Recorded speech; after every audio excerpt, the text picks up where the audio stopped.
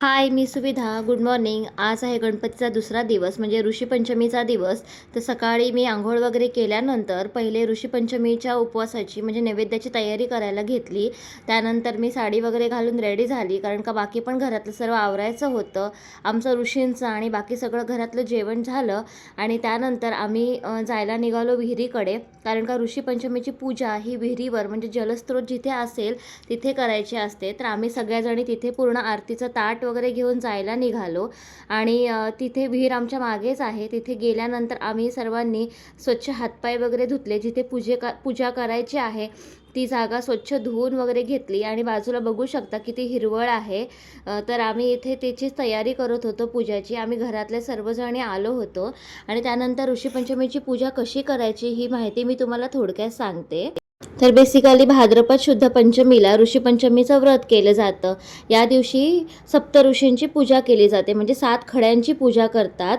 ही पूजा विशेषतः स्त्रिया करतात, कारण का मासिक पाळीच्या काळात नकळत झालेल्या अशुद्धतेचं प्रायश्चित्त म्हणून आणि कुटुंबाच्या कल्याणासाठी हे व्रत केलं जातं.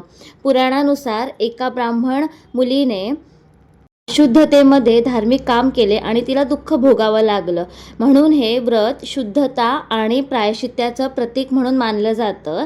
तर थोडक्यात सांगायचं झालं तर ऋषीपंचमी म्हणजे ऋषींप्रती कृतज्ञता आणि कुटुंब कल्याणाचं व्रत आहे, म्हणून हे व्रत केलं जातं. तर ते असं पाण्याच्या ठिकाणी करतात आणि इथे विहिरीची वगैरे पण पूजा केली जाते आणि त्यानंतर आरती वगैरे पण केली जाते.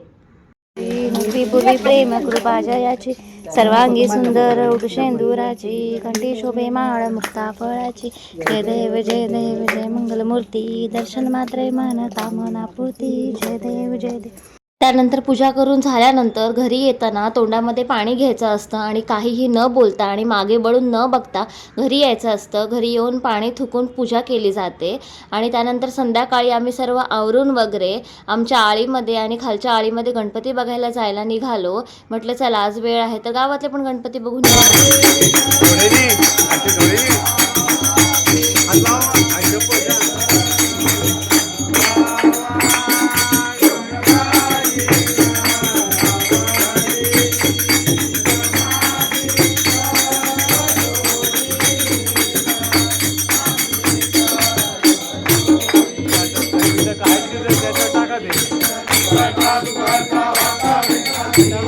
टोपी भी खा जा रही